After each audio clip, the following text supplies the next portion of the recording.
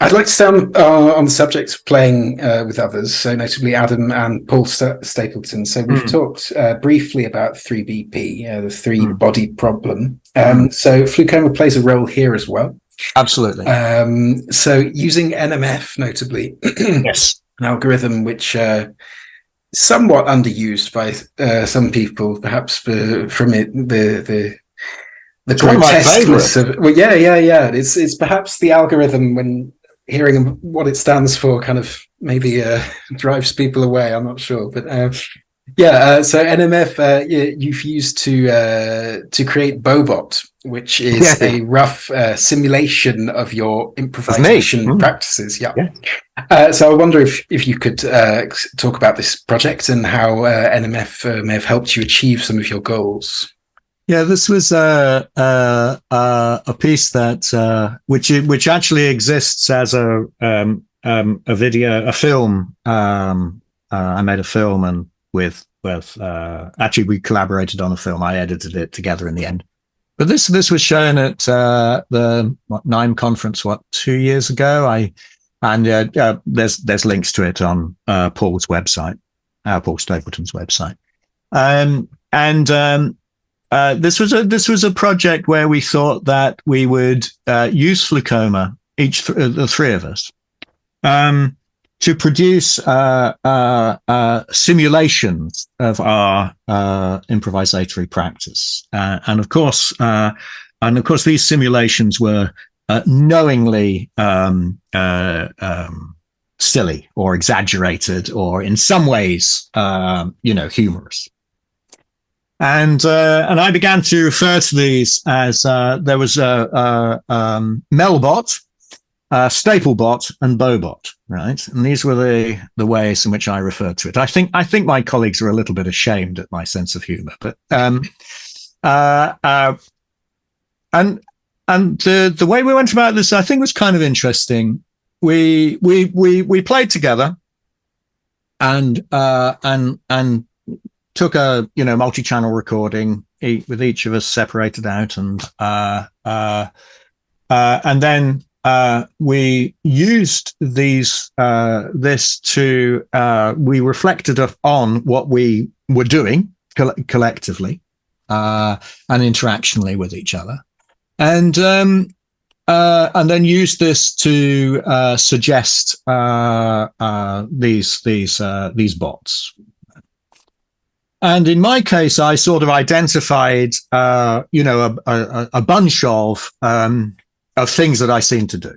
I seem to drone a lot. Then there were, there was kind of frantic, sort of noisy bits. There were glitchy bits, and so on. Right?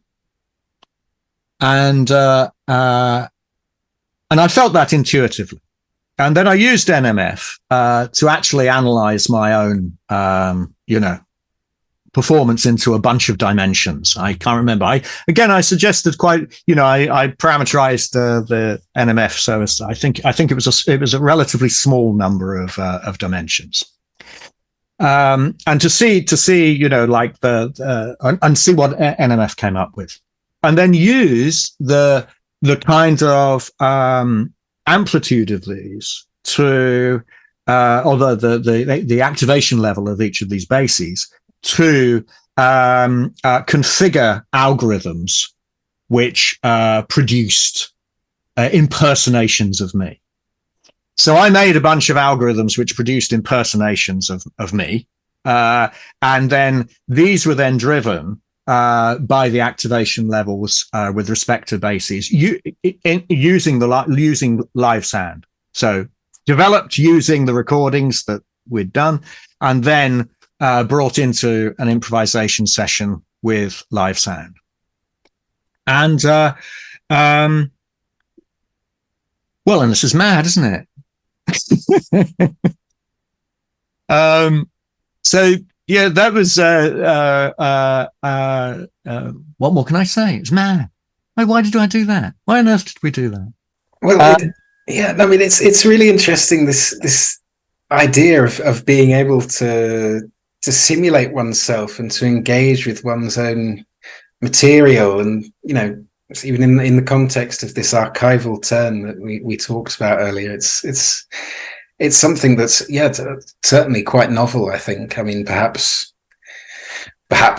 historically composers could engage with their own material by referencing fragments of pieces that they've written before, but this is really trying to determine behaviors and things like that. But how did you go about curating the sound material for this system? I mean, because obviously you must have lots and lots of material lying about. I mean, were you looking for specific things within the material that you were looking for? Did you first reflect on your practice and kind of think about different things it is that you do, or did you go into a collection and just listen for a very long time and remark things? How did that process Actually, before I get on to that, I just want to go back to something you were just saying right at the beginning about making simulations. I mean, something which has had quite a bit of cultural theoretical discussion are the relationships that humans have with things like fetishes, the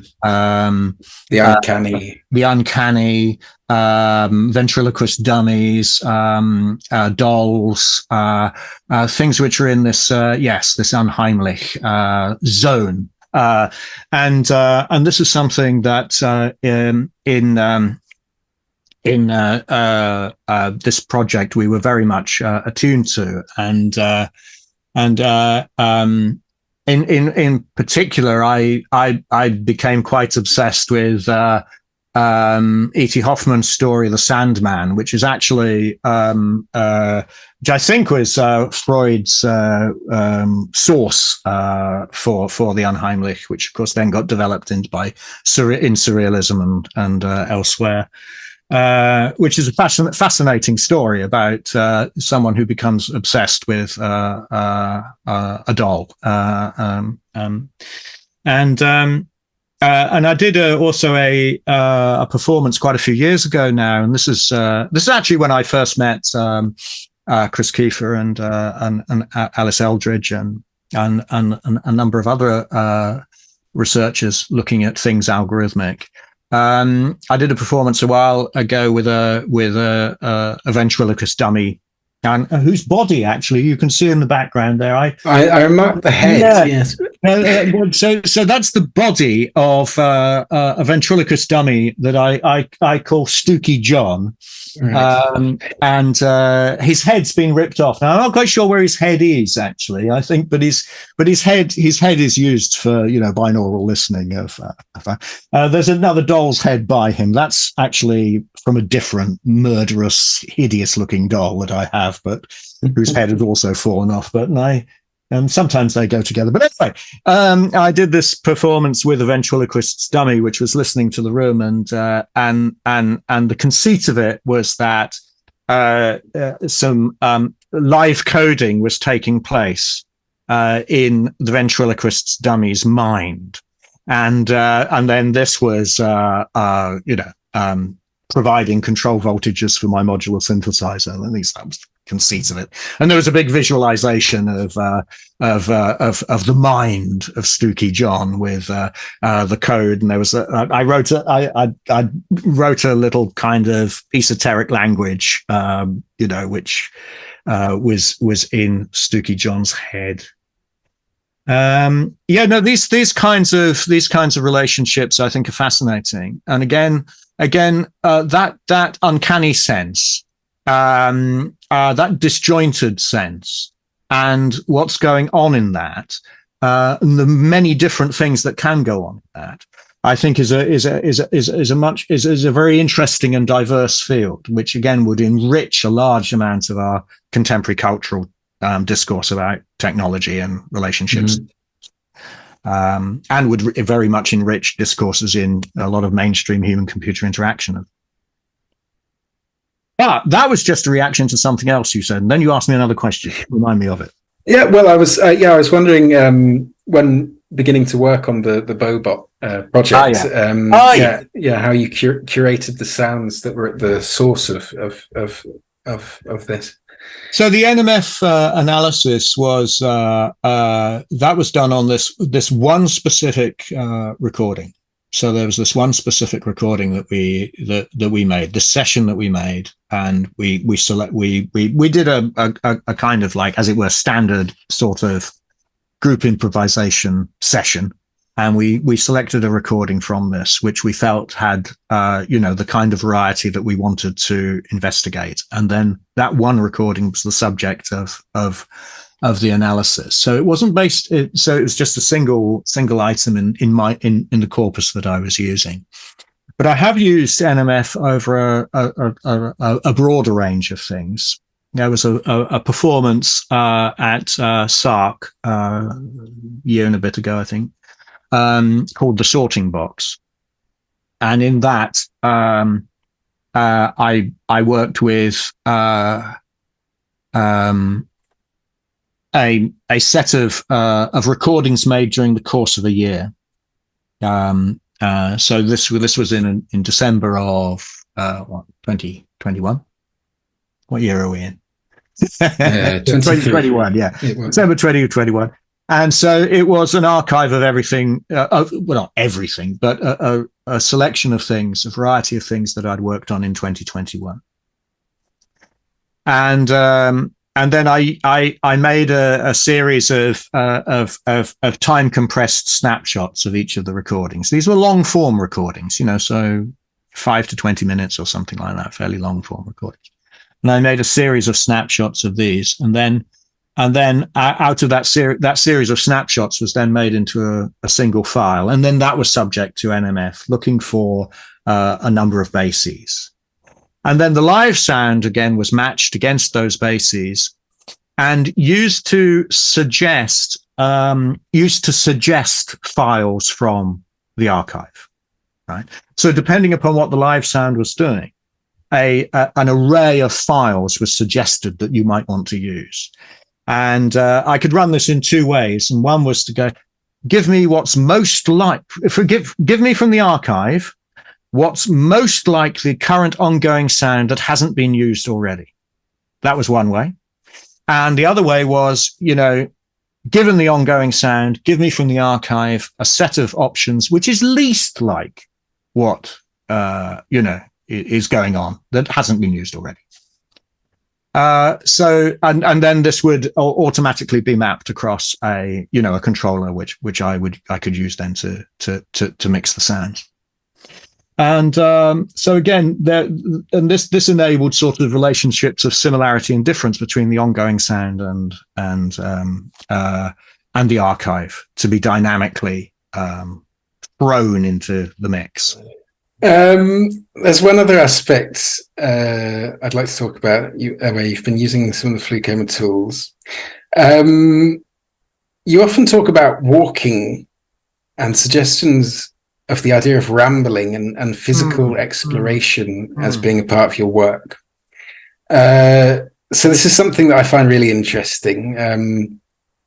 I'll spare you the details of some of my own research, but I try and build an approach to musical analysis on the idea of rambling within an environment as opposed to sort of drilling for oil.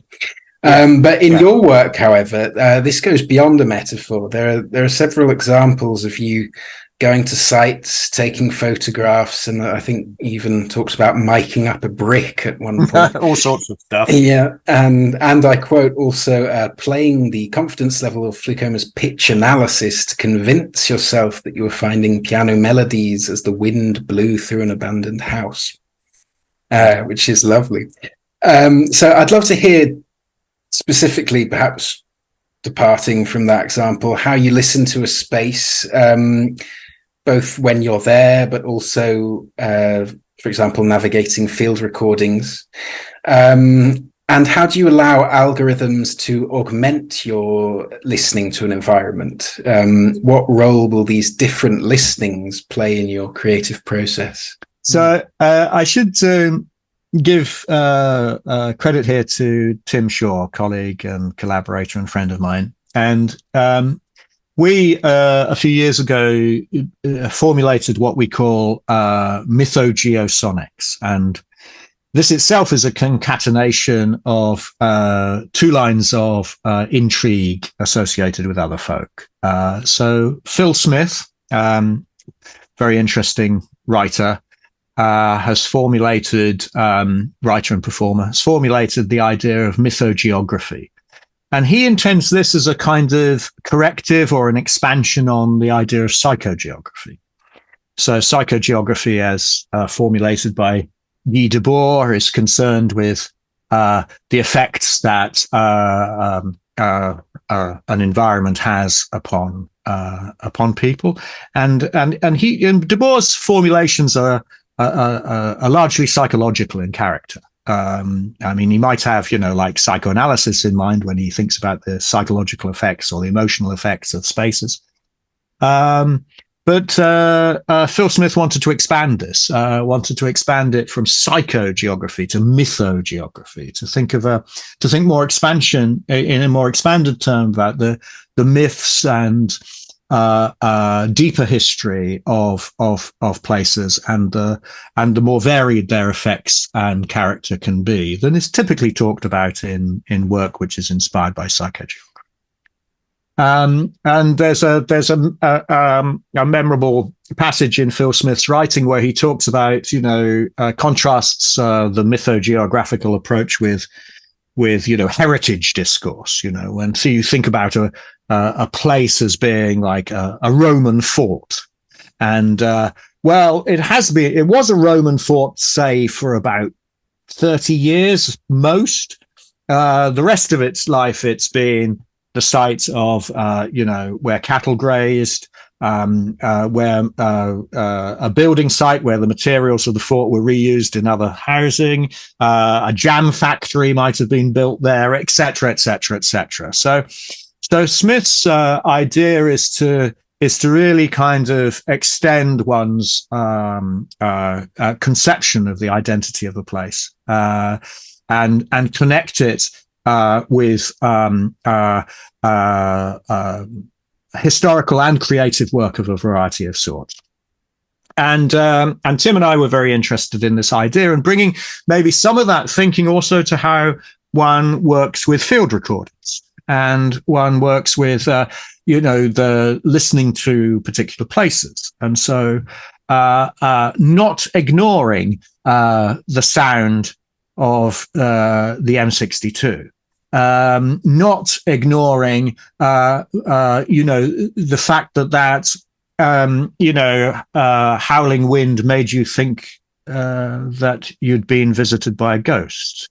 Not ignoring, a whole manner of acoustic and sonorous phenomena. Not ignoring them, and again, I think you find in say quite a bit of soundscape influenced work, there is a kind of systematic filtering which is done politically, conceptually, especially when soundscape work touches against noise abatement, which it sometimes does, or where the idea of, to use Murray Schafer's term, the keynote of a place is selected to sometimes to ideologically work out what the real character of a place is, and to see the rest as noise that's pollution or something like that, or a flatline soundscape that's a bad thing. So Tim and I wanted to bring, say, some of this kind of extended conception of what it was to listen to a place into working with field recordings. And the other source that we took to heart was the work of Martin House and Jonathan Kemp, who formulated this idea of psychogeophysics. And in their work, they're engaged with the geophysics of various environments, and building technologies of sensing devices of various sorts to probe the geophysics of an environment. But they call what they do psychogeophysics. So again, they're connecting up the geophysics of an environment, what can be revealed with various sonic sensor, particularly sonic sensing systems or various systems, with a kind of psychogeographic tradition again, the effects that the geophysics has upon people, or the relationships that there are there. But again, so we combined in some way the mythogeography of Phil Smith, the psychogeophysics of Martin House and Jonathan Kemp into our own portmanteau of mythogeosonics. So the idea that we could have this extended appreciation of the character of a space and an extended investigation of its acoustic or sonorous character, and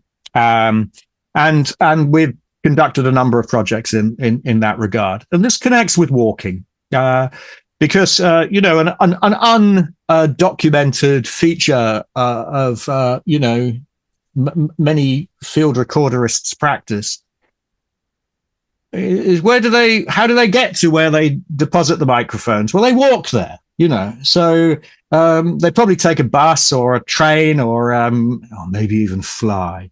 But there will be there is activity surrounding the field recording act, which actually is very, very commonly walking, and so we thought again that we would have a bit of an extended appreciation of what was involved in working with field recordings, to include walking activity as part of it, as part of what we were doing, as part of what we were aware of. Now, obviously, there are sound walks, which sound artists very commonly do. And again, we thought about we sometimes do these kinds of these work as well. But again, we have we try and have an extended appreciation of the space. So the last thing we would do would be solemnly, Tim has some work which is a bit like this, but no, not really. The last thing we would do would solemnly walk in single file, very carefully listening to the environment. We're much more likely to chat amongst each other and point out the remains of the jam factory or the Roman fort or the whatever that was previously there.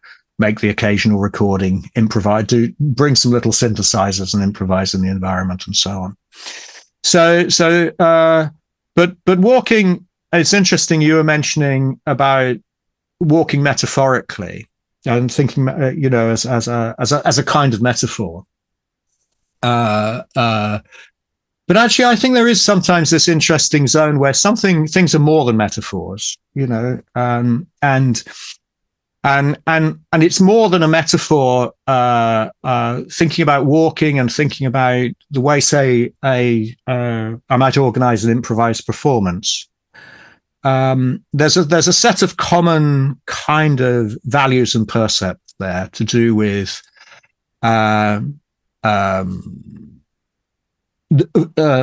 encountering heterogeneity. So, when you're out for a walk, there's all sorts of things that you might see, and all sorts of things kind of impinge upon the environment. If again you have this sort of more expansionist way of thinking about the environment, many sorts of things bump up against each other, and you encounter surprise always if you're open to it. And that kind of sense of contingency, heterogeneity, encounters. Also, a walk is a matter of physical exertion. And it's a matter of, working with the body and in particular ways. And those are features, I think, which are kind of can relate to a musical practice as well, a musical performance practice, an improvisatory performance practice. The idea of the path, and the way in which the path unfolds, the contrast between, wayfinding and navigation, which Tim Ingold writes about. And again, thinking about musics which are about wayfinding rather than navigation. So I think, there's a walk. The idea of walking can be used as a metaphor, but actually underneath it, there are a series of values and percepts there which make it more than that. One thing that I found interesting, I can't remember if it was in your SARC talk or another one that I may have seen. You were talking at one point about, I think this was when you were talking about the miking up of a brick. Or it may not be, I can't quite remember, but you were talking about a venue in Ipswich, I believe, where you used to perform, and you used to that was very big in the scene, that's now become what's it become? It's a Renault garage. A Renault garage. Well, the whole building was flattened. Right. Yeah. Okay. Yeah. But it was interesting, and there was another occasion, I can't quite remember where, but where you talk about the histories of places and what you were talking about before with the psychogeography and the mythogeography and geophysics, and there seemed to be a lot of talking about regarding the place not only being able to measure the phenomena at that moment with all these tools that we have, but also bringing that into contact with the psyche, which also implies this kind of temporal dimension to places and exactly. That kind of perspective.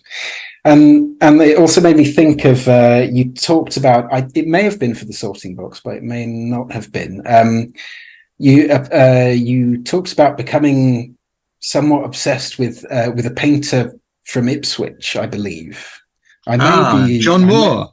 Possibly, yeah. I may be misremembering, but who painted things around Ipswich and that perspective of a painter that's perhaps lived all their life in a place and sort of seen this place develop over time and choose to offer snapshots around that place. But it's something I find really interesting.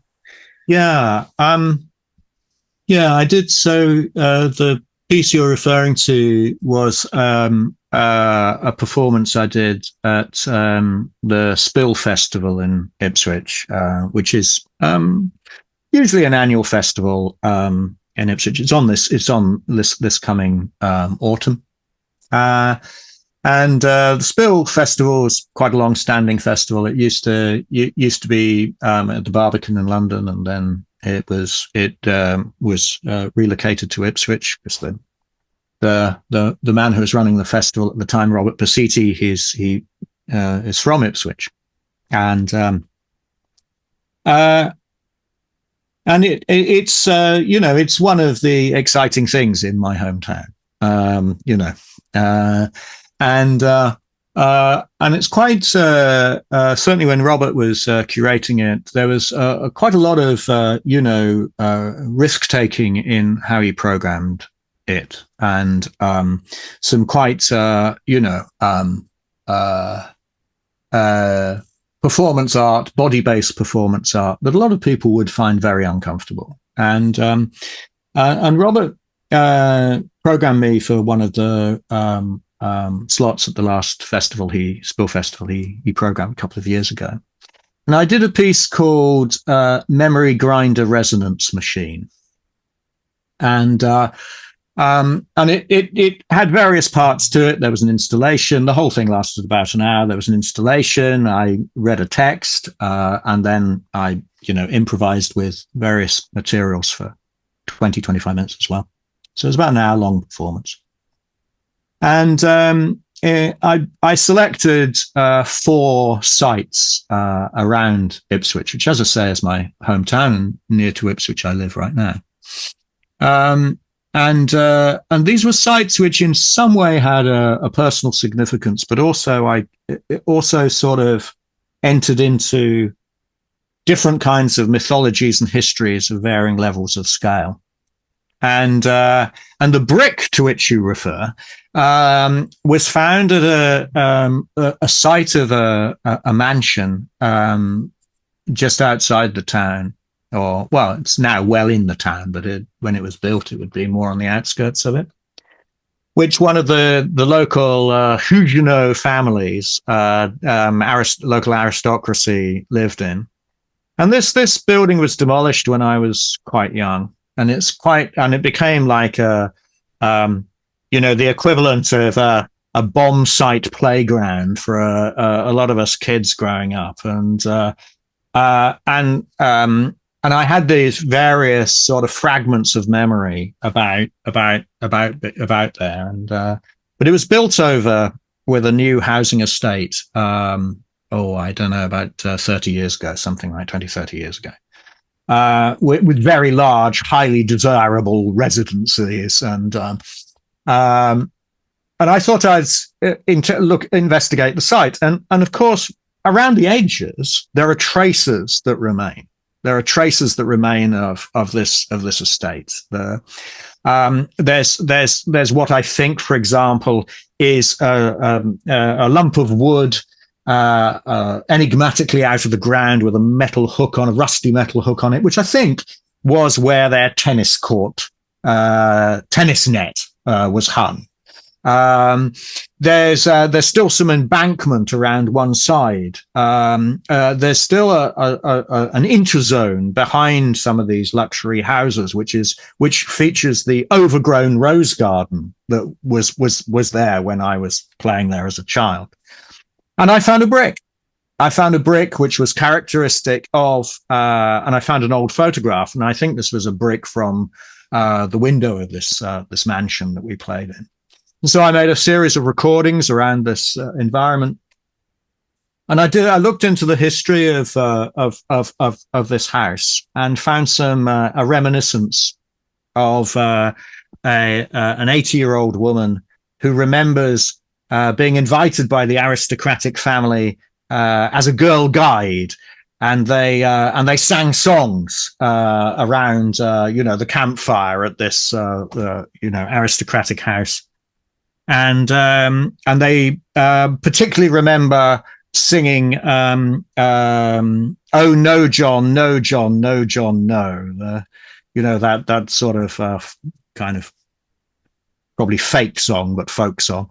And I thought, oh, well, this is just like uncanny. I'm being warned off this project altogether. So I'm being told by this 80-year-old woman, no, John, right? And then I thought, right, okay, well, this is very interesting. And I wonder let's see if I can find a connection into that song. And I found that the Red Army Choir, when during Soviet years, in the 50s and 60s, used to regularly tour.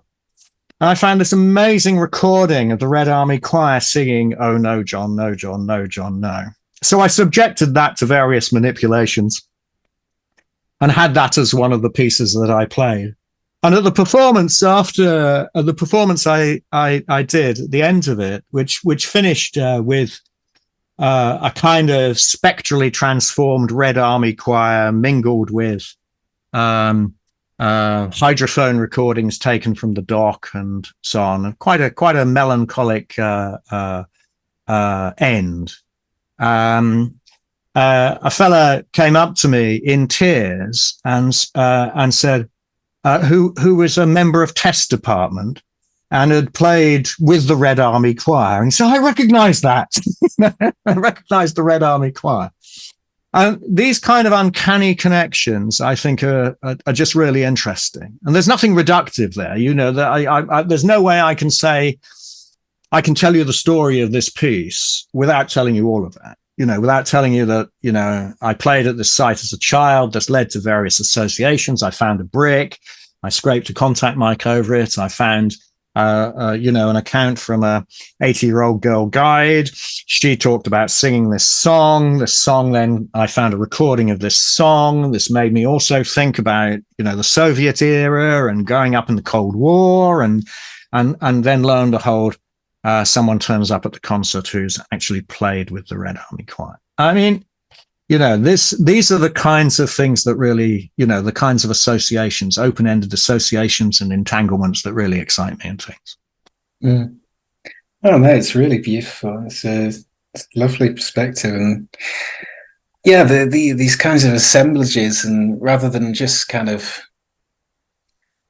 because it's obviously this place had a personal significance to you because we're growing up there, and but engaging with all this history and not just kind of coldly going in single file, as you said, with a mic and filtering out the noise of the nearby motorway that is coming. It's yeah, and it makes for really rich connections and emergencies that can arise.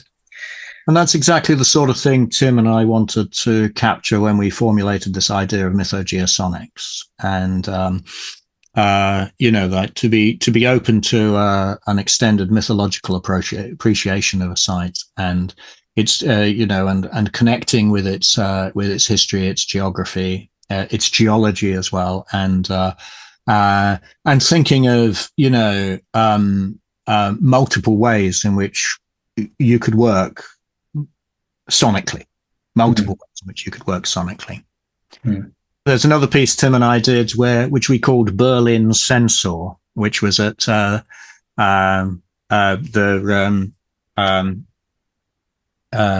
Vorspiel program of the CTM festival in Berlin a few years ago, where the conceit of the work was to regard the city of Berlin as a sensor, as a giant sensor system, and then see if we could find various sites which would somehow reveal mysterious things and interesting things to us.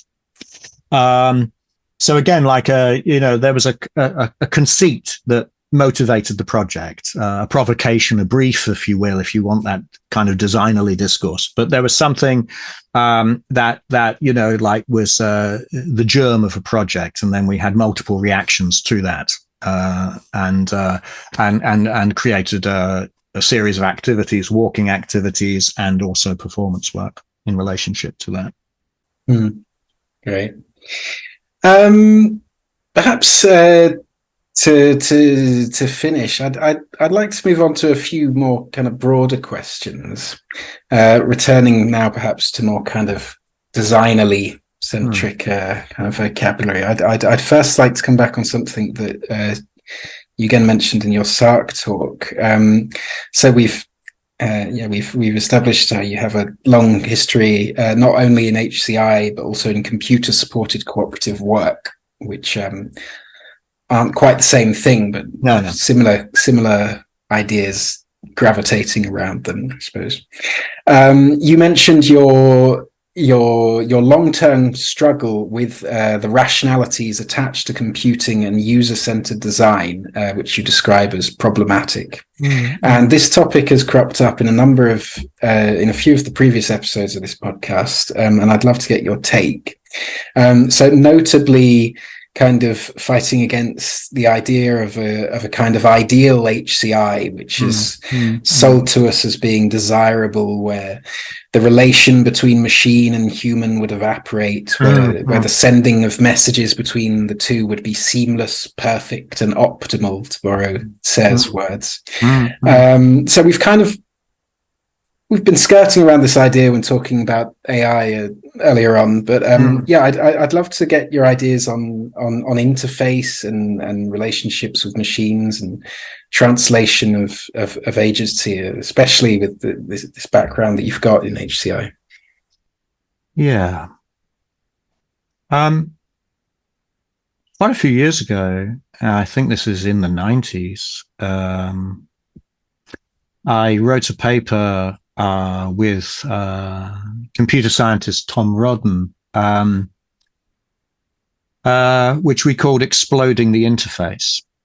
And at the time I was, as I still am from time to time, quite under the influence of various contributions to the sociology of science and technology, STS work. And I was thinking, and also, and again, this is a bit of an influence in some of my thinking. I was, quite big with the sort of Foucauldian discourse analysis kind of work as well. I've written about those sorts of things in an HCI context a number of times.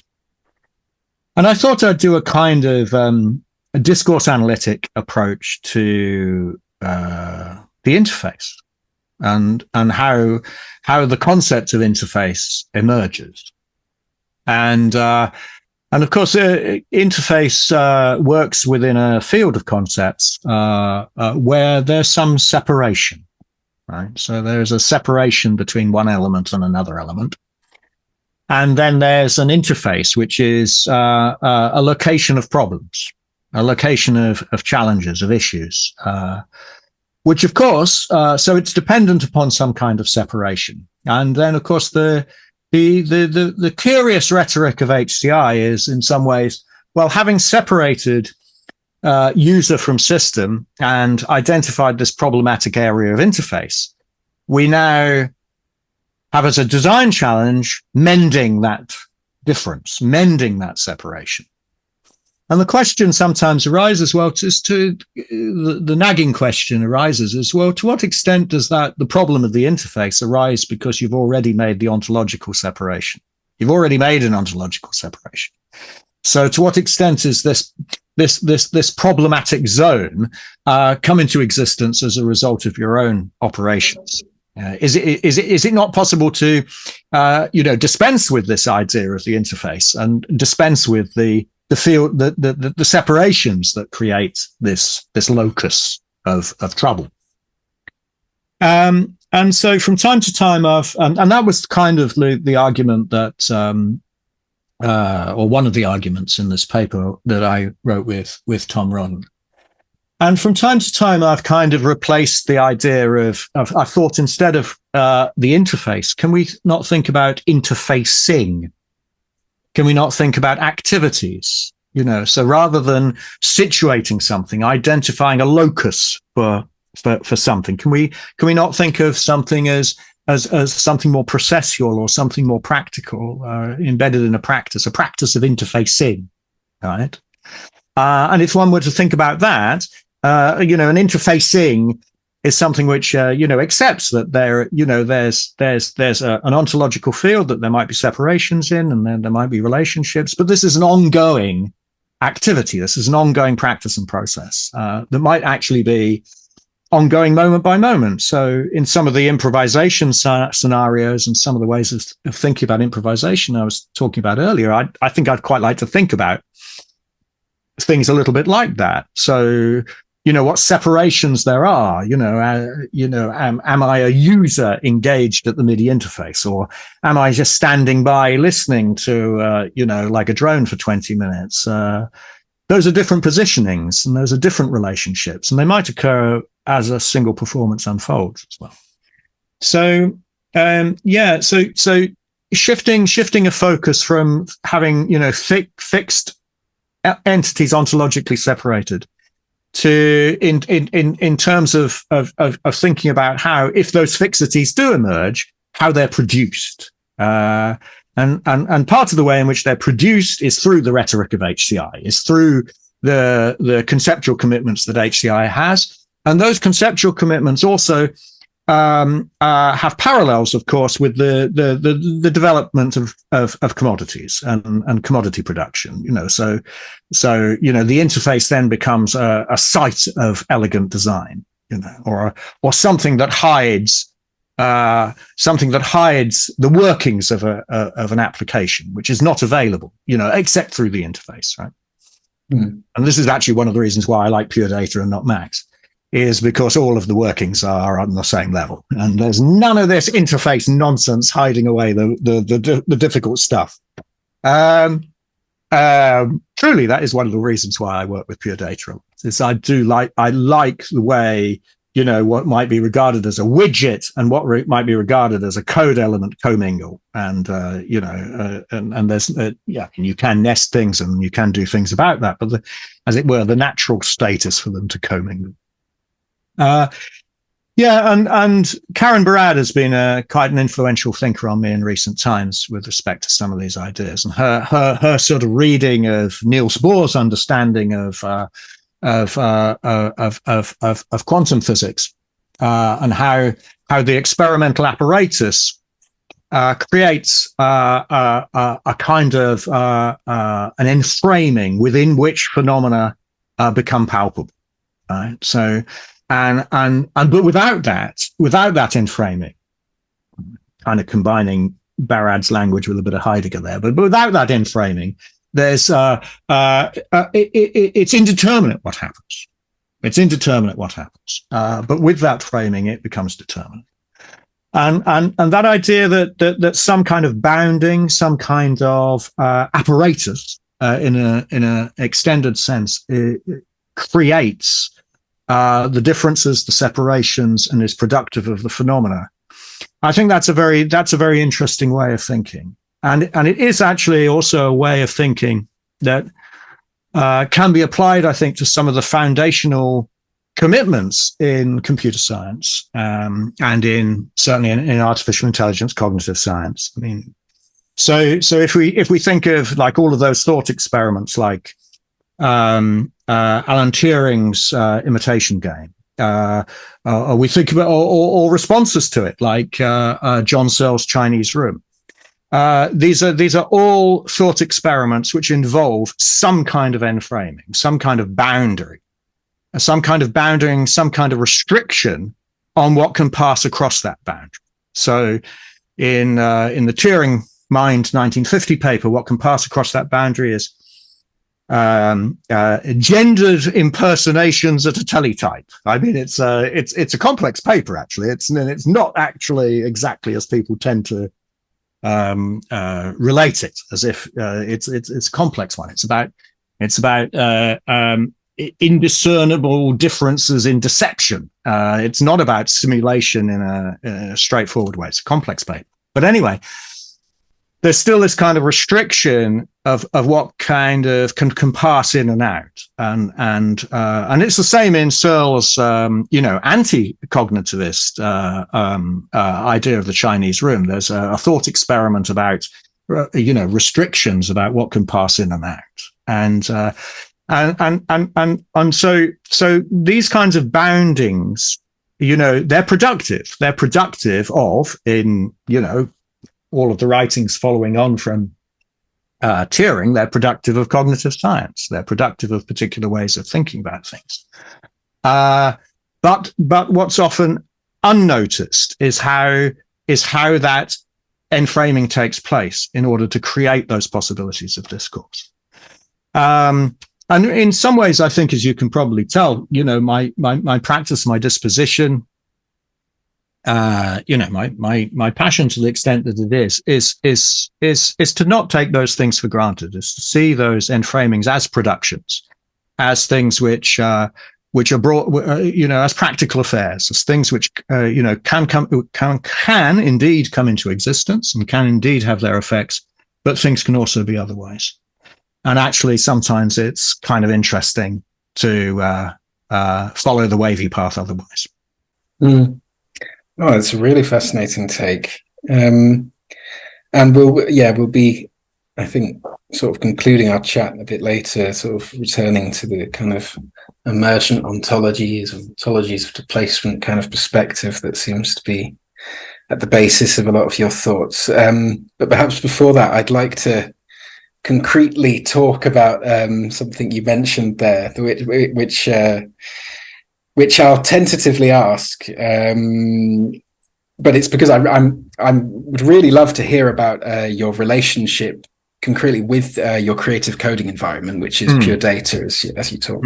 So I do ask it with care because I don't want to appear like a Cycling 74 salesman, and I expect pure data users get tired of hearing the question, why pure data rather than Max? But I will back up my question by assuring you that I started in pure data and I spent many hours coding things in pure data, and I didn't get Max for at least 3 years, I don't think.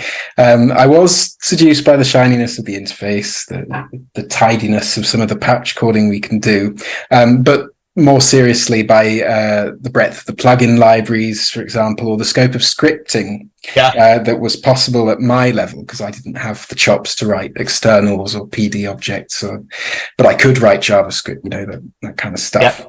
Yeah, I'd love to know. So we talked about some of the reasons. I'd love to know how and why you've come to use pure data, your kind of relationship with it over time, what you see its affordances and limits being. Yeah, and your relationship with this very specific environment, this creative coding environment where many of us spend so much time. These are very interesting questions, and there are many ways to skin a cat. And my own history is, this would be sort of mid to late 80s. I began to try and start doing things with available computers which were available to me at the time, and wanted to, and I came, and the first things I started doing was with C Sound, spending, like all night for a sound file to compute, to only then realize that I multiplied by 0 somewhere and everything had gone flatline. And also with a lot of other systems which were around. There was there's again sort of early to mid 80s. There was HMSL, which was an object-oriented extension of an extension of Forth, and and it was like, and it meant you could do basically wacky MIDI stuff, but so many layers of complexity to actually get anywhere. And it was in fact Max that I came to first of all, but this is like in version 2 or something like that, 2.53, I'm not really sure, when it was MIDI only. So this is before MSP and way before jitter and all of that. And so I worked with Max extensively. And then once Cycling 74 sort of took over the marketing of it, and we and MSP and jitter were added in, I had an environment with all three working in there. And then I actually had a licensing dispute with Cycling 74, and I won't go into the details of this, but I had at that time you needed 3 different licenses for Max, MSP, and jitter, and Cycling 74 were insisting that some of my licenses, that my 3 licenses wouldn't work together, and I needed to actually start afresh with 2 of the products in order to have all 3 to upgrade. And I said, "Oh, this is silly." I said, and we had a little bit of dispute. This is historic. This is 20 years ago. But my work up until about 2003-4 was with Max. Now, of course, round about this same time is exactly when, the versions of Max came in where there was, the shiny interface was, developing it, interface device, and the separations of interface from, underlying code, were there and supported. And this was precisely what I didn't want, right? Because as I was saying earlier, the commingling of, things which are interface widgets and code and trying to get things as much as possible at the same level. And also regarding screen acreage as a physical constraint, right? Rather than something which is awkward and has to be got round with extensive nesting or whatever. Actually regard the screen acreage as an interesting and useful working constraint upon what you're developing. Those were all things which were important to how I was working. The idea, and also, I mean, my Max code and my pure data code, I mean, can't do segmented patch codes, but I get round that in various ways. I try and make it actually use the physical organization of the code on screen as an indication of the relative completeness of the work. So, things which are relatively complete are neat, tidy, and tucked away and in one side, and there's things which are ongoing are a mess. Right? And those are all interesting, I think, things for me. And I found pure data was just at the right level, really, for me and for what I wanted to do. And the kind of work that I do, it has a sort of, I like to do things as foundationally as I can.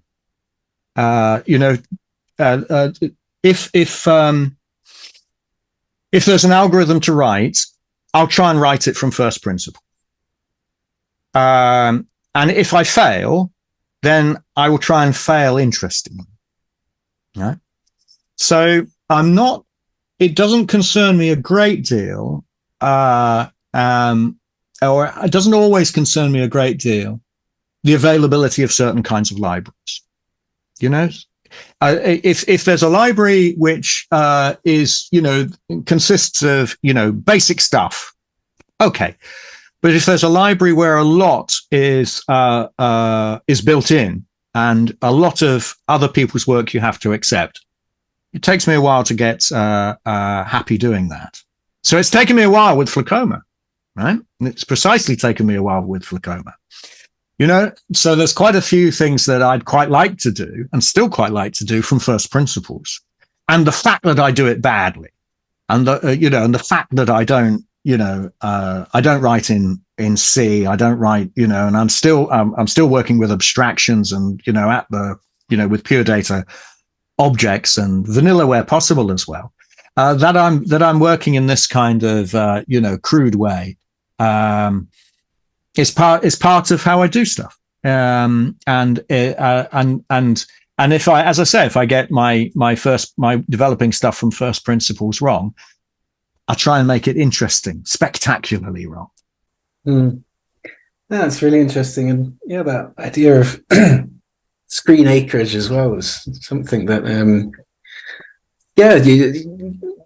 especially, well, I suppose, I put my hands up to it as a Max user.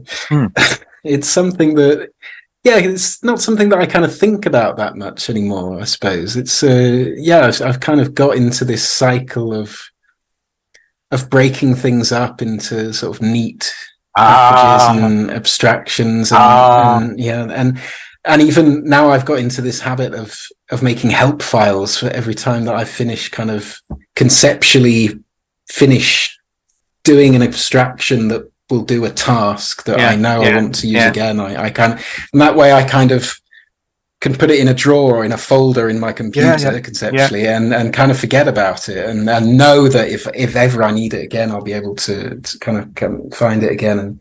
And so without even kind of realizing it, you end up with these invisible kind of winding networks of things which you think you've got a lot of control over because you've got these very kind of tidy, trying to make as few boxes as possible on the screen as one can do. But it's a really interesting concept, and it is interesting to hear people talking about relationships with things like this, especially pure data and Max, which are very graphical. Yes. Compared to something like Super Collider or processing, which is text based. It's really this space that one can organize and that can extend some of the physical spaces that we might be used to working with. Yeah, I suppose also, of course, one of the intentions, right from the early work of Miller Puckett onwards.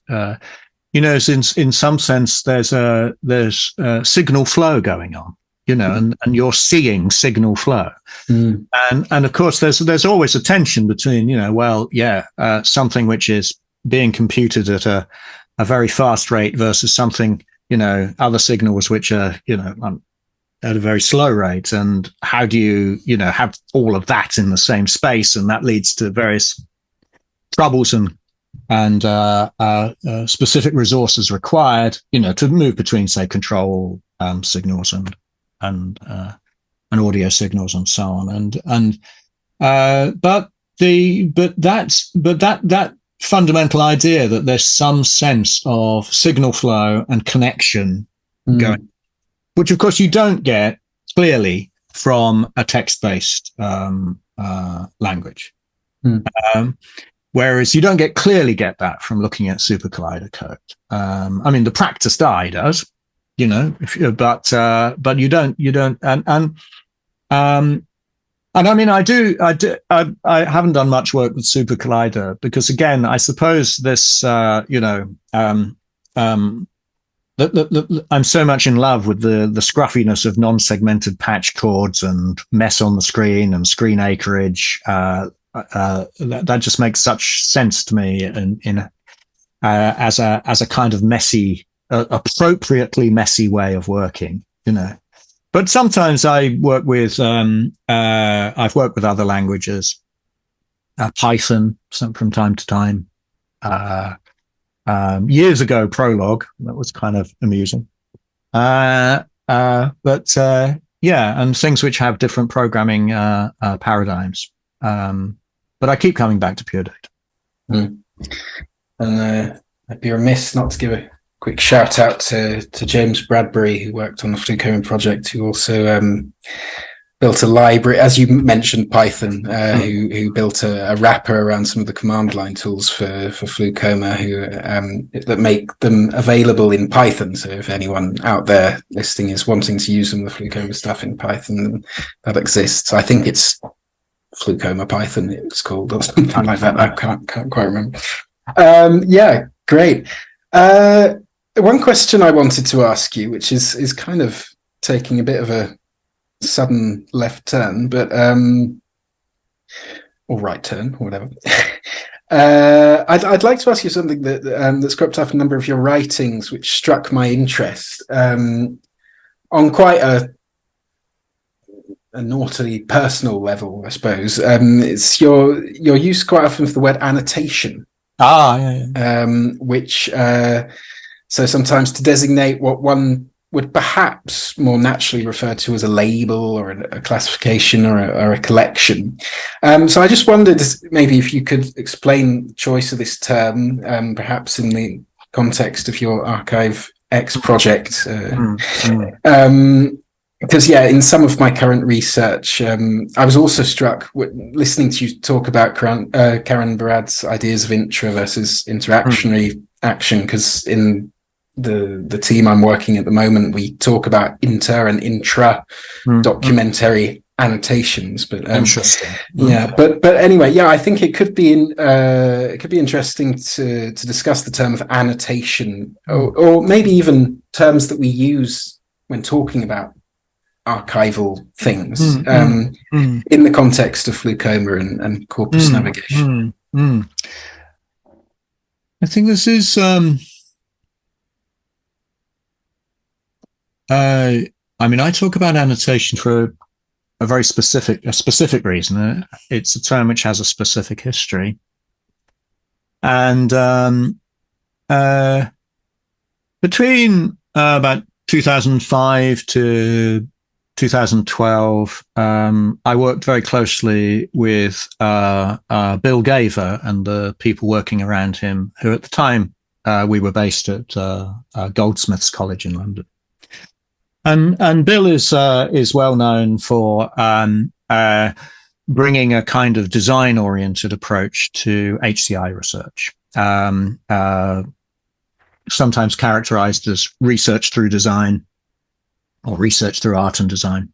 The idea that by making things, by engaging in, designerly processes, that one can interrogate research issues or inform research issues in that way. And that artifacts are that you might design a kind of vehicles for the exploration of research issues. They're less tests of theories or tests of frameworks. They're more vehicles, and the whole design process is a vehicle for interrogating design issues. And I was very, very influenced by, and I worked very closely with Bill for quite a while.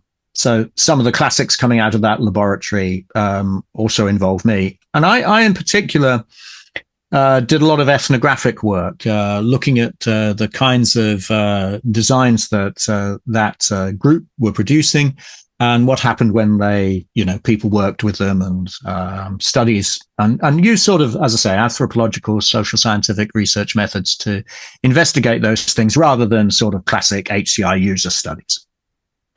Now, that group produced a large number of very interesting artifacts. And, the classic way in which we would work is, we'd work on the development of a particular piece, and that would explore a bunch of issues, and we'd write a paper about that. And we'd do that every year in time for the Chi conference. And that was quite an interesting way of working. There'd be something which was the focus for a large number of people working in the research group on different aspects of it, and we'd have this series of artifacts, right? Now, after a while, of course, once you've done this a few times, you begin to wonder about what the relationships between these different designs might be, these different things that you've made. You've made a bunch of them, and because of the way we typically worked as academics, each one had its own paper, its own concerns. And was there a way of sort of mapping relationships, similarities and differences between things? And the concept of annotation emerged in discussion between me and Bill along these lines, that an annotation was applied to a corpus of work, and or a collection of work, and applied to that collection, it became a corpus of related material, or a portfolio of related material. And in 2012, I wrote a paper called "The Logic of Annotated Portfolios," which gives quite an extended workout of this concept of annotation. This concept of annotation as a way of charting the similarities and differences between a variety of makes, if you will, within a portfolio of related work. And also the idea of an annotation, and this is why this is and why it has a particular logic. The idea of the annotation was that it had an indexical relationship to the artifacts that it related to. That is, if you wanted to know what this annotation meant, part of how you found out was to look at the artifact that it referred to. Right? And if you wanted to know the character of that artifact, part of what you might do was look at the annotations that it had received. So the annotation and the artifacts were in this kind of indexical relationship. They pointed to each other. And that idea has stuck with me for a long time now, over 10 years. And the idea that you could use this concept of an annotation which maps similarities and differences in a corpus of work, that you could use this reflecting upon your own personal archive. And this is what I did in the project Archive X. And I think there's a talk and a film of again on the SARC YouTube of a talk and a performance I did related to this. I looked at again a whole bunch of recordings and films I'd made, and annotated that, and then used that annotation to organize a performance, an hour-long performance, into different sorts of episodes around different annotations. And those annotations were given a kind of slightly sort of poetic character. They weren't the kind that you might present in a Chi paper. They were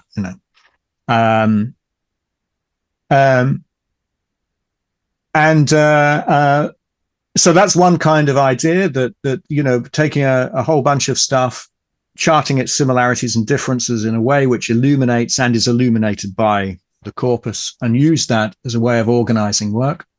It's also something, working with students, I've used as a way of helping structure PhD theses. So very, quite commonly somebody, might have a whole bunch of work that they've done over the course of their years of doing PhD work. And how does this all fit together? How does this, relate together? And of course, obviously, a lot of the way in which PhD research is rationalized these days is that it's all according to plan, which is laid down right in the first 3 months or even in the proposal right at the start. But I quite favor people having, at least alongside that, a practice where they just do a bunch of exploratory stuff and then reflect on it and organize it and annotate it. So that's where this concept of annotation comes from. So, I'm not saying that this is like, richer or superior to anything else we might talk about, but it does have a specific history, and a specific line of thinking and specific. Yeah. No, it is really interesting to hear about. Yeah. I suppose, ways of reading a corpus and this kind of referential, hierarchical kind of relationship between a reading of a corpus and a document, and ways that different things can be connected and read, and how those readings can be read, and sending one's reading back to the original source or not. It's a rich and complex subject that I find really interesting. Yeah, and I think a lot of it exists in some ways in a kind of different semantic field from some other notions. Some other notions of categorization and inclusion and inheritance, and certainly some of the sort of ways in some, vernaculars of object-oriented thinking that in computer science one has, where there are, properties that are inherited in various ways. This is a different kind of way of thinking. It's a way of thinking which perhaps lends more to the later Wittgenstein, and where there's family resemblances, patterns of similarity and difference, where the logic is one of family resemblance rather than necessary and sufficient conditions. And I think computationally we're often very much drawn to things which have that kind of truth conditional semantics as their logic. If this and this and this and this, then that, right? And I think certainly the idea of annotation and the way is to think more in terms of family resemblances, patterns of similarities and difference, and also ideas. I mean, this is getting into a bit, some technical kind of discussions of different ways of thinking about semantics, but also ideas of the Wittgensteinian idea of a criterion is very interesting as well. Something which, there's number of different elucidations of it, but something which is like necessarily good evidence, something which is like, empirical, but also logical. That idea, something which has and also a sociologic, something which is, its logic is associated with, with communities, with forms of understanding and practice. Again, I'm keen to have those kinds of things alive in how we think about technical affairs and design affairs. And something that I think is with great interest to people who are using FluCoMa for navigation of their archives and collections and things like that. I think it's a really interesting conversation to have. Great. So finally, I think that perhaps a good way to kind of round off our chat would be to hear about something that I think we've been skirting around it a lot, and we've talked about things, but we perhaps haven't talked specifically about your thoughts on of what you call performance ecologies. So you cite people like Simon Waters, Bruno Latour, Tim Ingold, Karen Barad, and in some of our chats before today, I also mentioned Ben Pikett, Dora Hannon, and Christopher Small. I think I mean, without wanting to draw kind of broad generalizations, but I think ideas of ecologies, networks, meshworks, environments, landscapes, and also emergence, movement, wayfinding, being as process, they all strike me as driving many contemporary approaches to music and indeed sociology and thinking about ontology in general.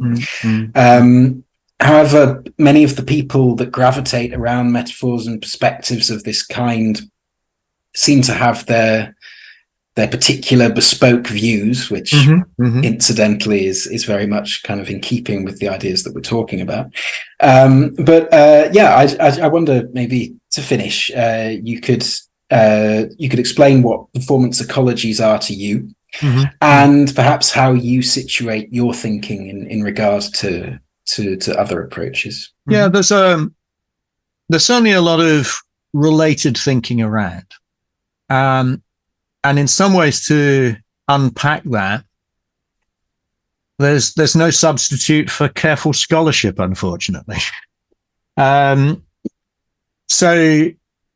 if I take a figure like Tim Ingold, there are some things that it's either in lines or making, or maybe it's in both, because there is some overlap in his work, where he says some, frankly outrageous things about computing technology, and things which just don't seem to match some of the the more ambitious design work that I know of, and there's sometimes in his work there are dualisms, and you sometimes wonder whether they're really helping him. And they can establish, like, okay, there is this thing which we think is the sum total of this thing, but actually there's this thing which actually is more interesting, or is like wayfinding versus navigation, so on, wayfinding. And there's contrasts in Ingold between word processing and handwriting and things like that, which is then used as a kind of vehicle for saying, I think some kind of quite naive things about design with digital technology. But I wouldn't pick up on those sorts of things unless I'd actually sort of read him and looked at detail. And there's other things like that. Donna Haraway's Cyborg Manifesto, for example, is widely cited, and sometimes you wonder whether people have they really gone beyond the title. The idea of celebrating the cyborg, but that work arose in quite specific contexts in 1980s socialist feminism, and again, there's sort of details there which are important. Karen Barad and Bruno Latour. Well, in Barad's Meeting the Universe Halfway, there's quite a few sideswipes against Bruno Latour. I think, if memory serves me correctly, there's one passage where she says, well, Latour wants this sort of flat ontology of, where what can be an actor is very open. But why does he never include women? Why does he never include classes? Why does, in some ways, some of the traditional concepts of a lot of political thinking are absent. It's more likely to, include actually still, a heroic inventor or scientist, male, and the contexts and institutions that scientist works with. That's a much more likely sort of scenario for populating the network than thinking with other traditional sociological concepts. So how do we position those concepts, and do they, are they just being ignored? Is there something which is, revealing of some political commitments there? And Barad's quite critical there. So, while there are families of concern there, as I say, there's no real substitute for some sort of detailed scholarship looking at the particular arguments for actually finding your way through this. So in some ways, you asking me, well, so when I talk about ecologies, what's in it for me? Yeah. And what's in it for me is quite possibly quite different from what might be in it for other people. So when I sort of first started writing about performance ecologies, which was during my sort of master's thesis time in early 2000s, I was transposing to the context of improvisation, particularly electroacoustic, broadly speaking, electroacoustic improvisation, some of the concerns and methods that people were applying in computer-supported cooperative work, the research area you mentioned a little while ago, as kind of adjunct or part of or critical relationship with HCI, however we wish to formulate that. But I was very active in that research field for a while, particularly doing ethnographic work in connection with work settings. And there were ideas about thinking ecologically about the work setting.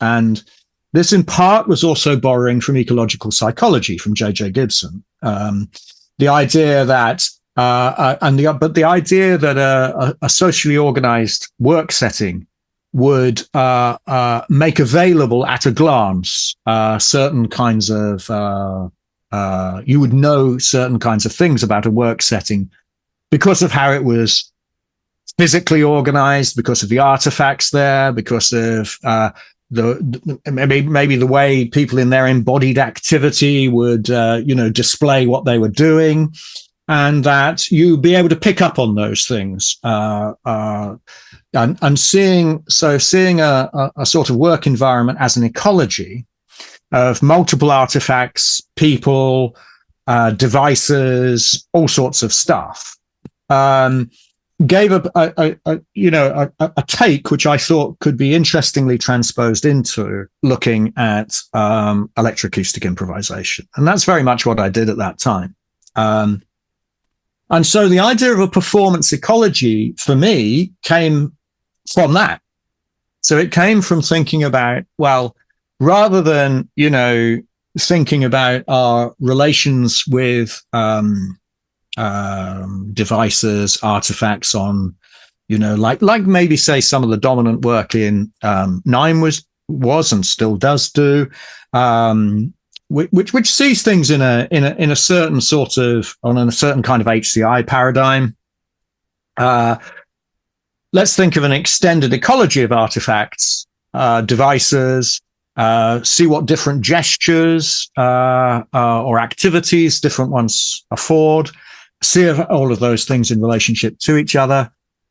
See how even one's gestures, flipping a fader on a fader box, might make available to a co-performer an indication that you're doing a certain kind of thing that the co-performer might take account of.